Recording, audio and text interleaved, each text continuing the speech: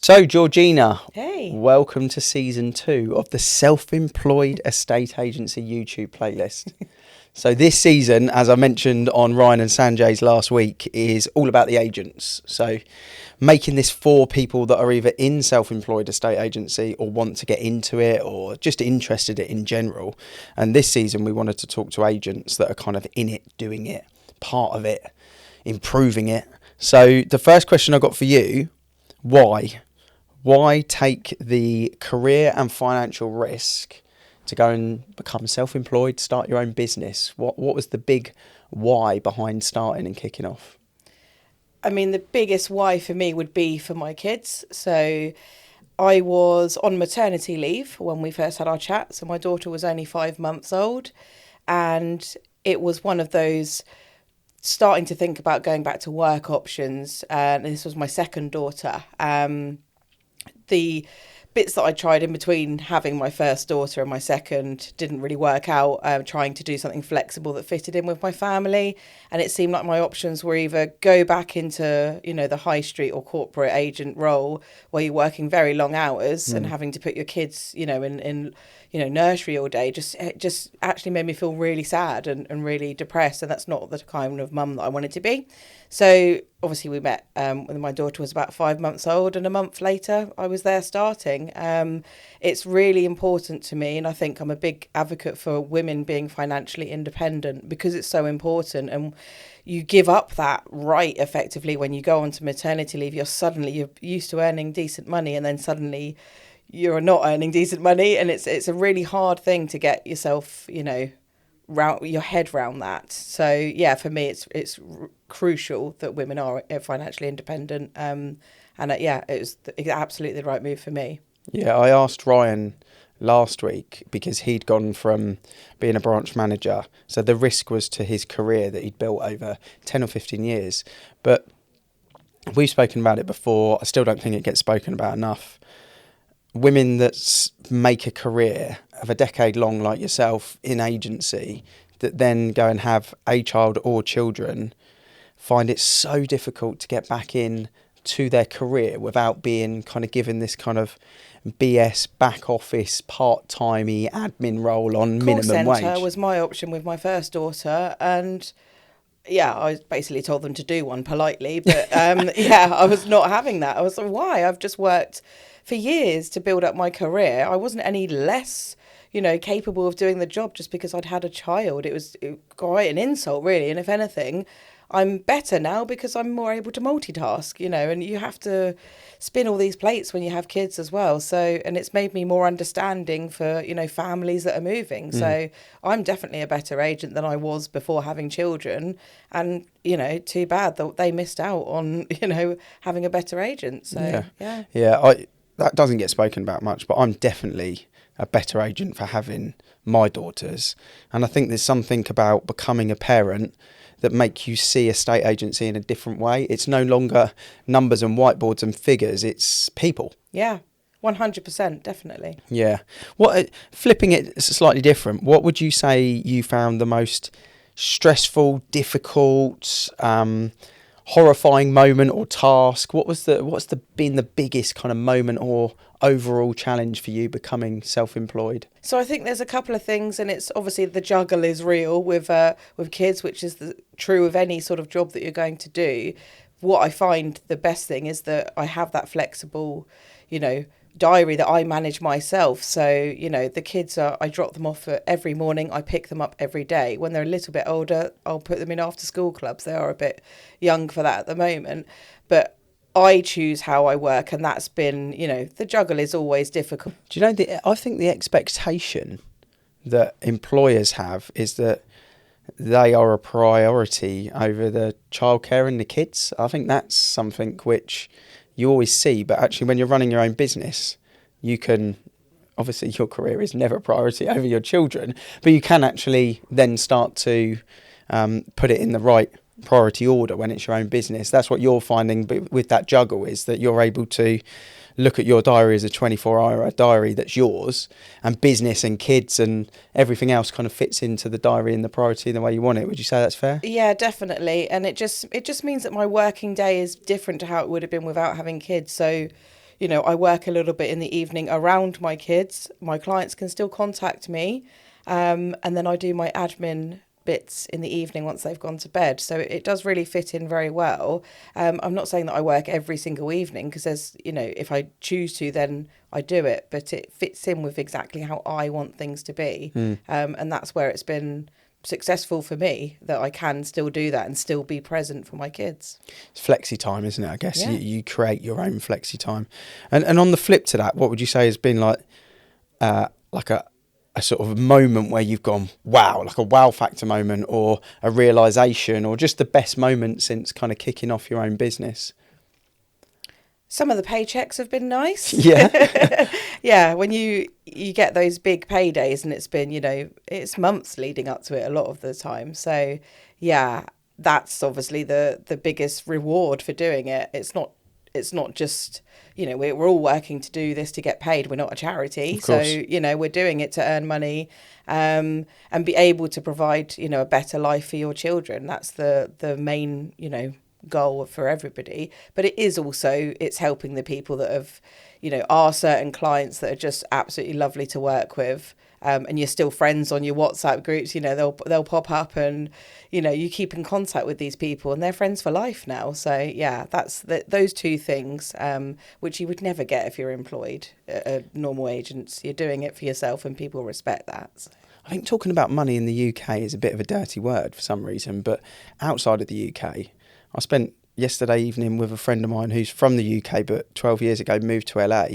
And he's so open about like money in business and stuff like that. Whereas in the UK, we're a bit more sort of reserved about talking about it. But it's an important point, because your goal was to create a business for your kids, which means it needs to be highly profitable, and it needs to give you the financial rewards to do the stuff that you want with your kids. And that's worth talking about. So yeah. Do you think in a working 12-month year, you're earning more now than what you would have been, definitely in a part-time call centre gig, but in your career kind of background, is it more beneficial doing what you're doing now on a less hours than maybe the full-time gig that you would have had to done with the career? Yeah, it's definitely less hours than I would have been doing, working in a normal high street job, the jobs that I was doing, and I have earned more. So for me, it's a no-brainer. It's win-win. I get to see my kids and actually raise them rather than putting them, in childcare options, which you would have to do if you're working in a normal office. So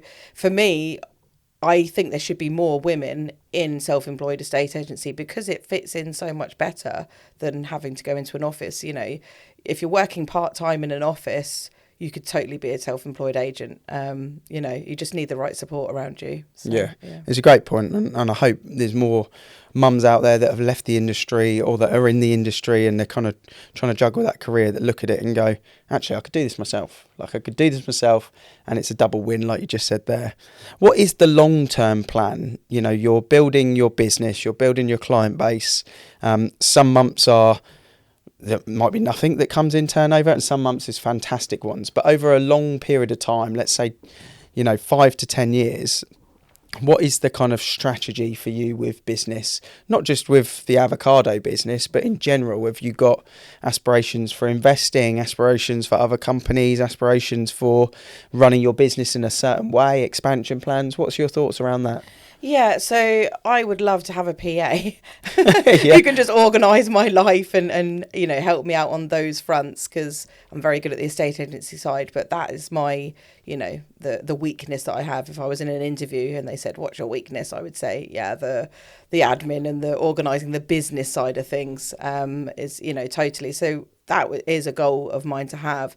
I would love to invest in property. My dad, is a big investor of landlord, and he's now at the point where he's starting to sell off his properties. And I'm like, oh, maybe I should buy one of yours. Slightly reduced rate, Dad, please. Yeah. Dad tax, or daughter tax, I should say.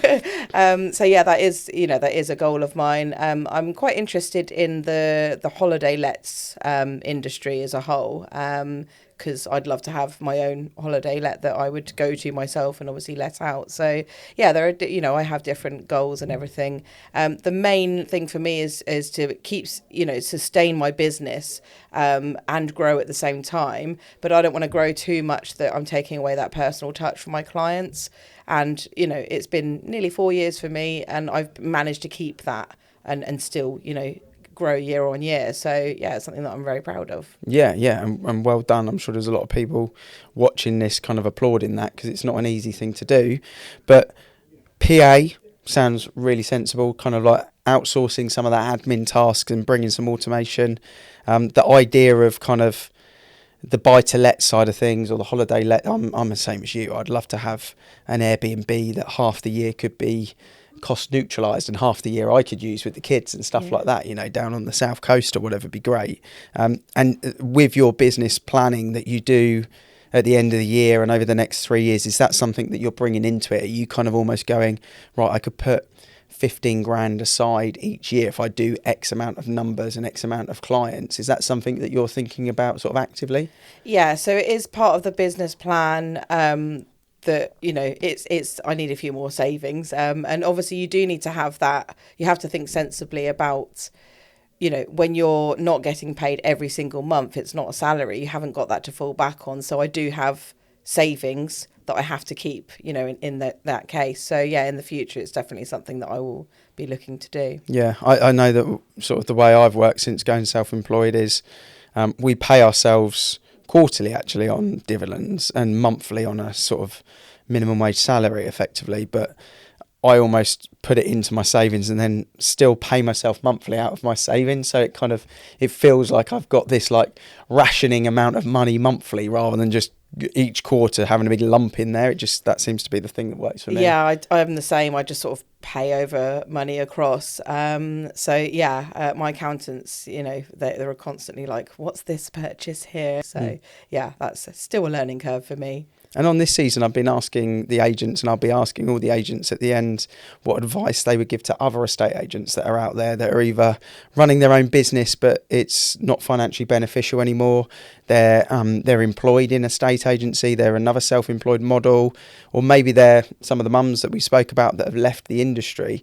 But for all of those people, and I guess kind of women in particular, mums in particular, because that's a good target audience on this video, what advice would you give them for someone that's thinking about doing it? What would be the thing that, if you could go back and have a chat with Georgina kind of 4.5 years ago, what advice would you have been giving yourself? Now you know what you know. Don't let the industry put you off, because it was, if you ever breathed, you know, an ounce of I might want to have a baby in the future, you know that your promotion chances are just basically zero, which I definitely found personally.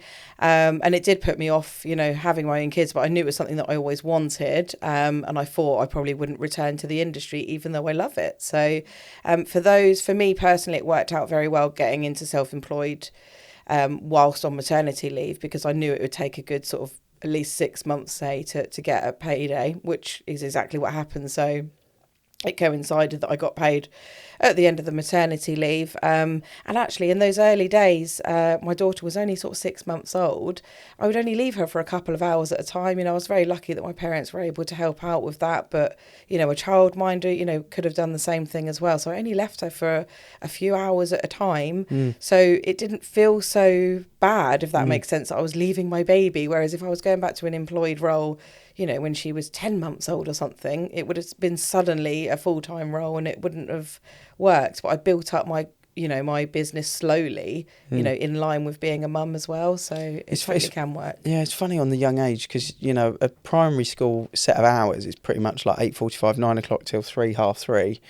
But a nursery drop off, a lot of parents drop off 1-year-olds, 18-month-olds at like 8 o'clock and pick them up at 6. It makes me feel really sad. I know. I feel like, oh, those poor babies. So I feel so lucky that I, you know, didn't have to do that. With my firstborn, I did a job and I was doing 9 till 5, and she was about 15 months old, and I felt incredibly guilty and I hated it. I was miserable. It might have been the job that I was doing, but I hated being away from her. She was still my baby. Whereas this just gives me the the flexibility to really be there for them and provide for them all on my own. It's like, it's win-win. So yeah, any woman, and I'd be happy to have a chat with anybody, you know, on the down low, if anybody wants to have a chat with me as well about my experiences, because it can be a bit daunting. But yeah, definitely. It's a great episode. There's a lot of value in there, and I'm sure there's a lot of people that have watched, listened, that relate, and probably will reach out to you, to be fair. So thank you for joining me on episode 2, season 2. It's been interesting convo. Love talking to you about it. As a dad with 2 daughters, it's great because I get to see a different perspective on it, and just what you said there about kind of being not able to openly talk about wanting to have children because of promotions. It's just something as a male you never think about, but as a dad with 2 daughters, it's good for us to listen to that because it gives us a different perspective. So appreciate your honesty. Well done with your business, and thanks for coming on the show. Thank you.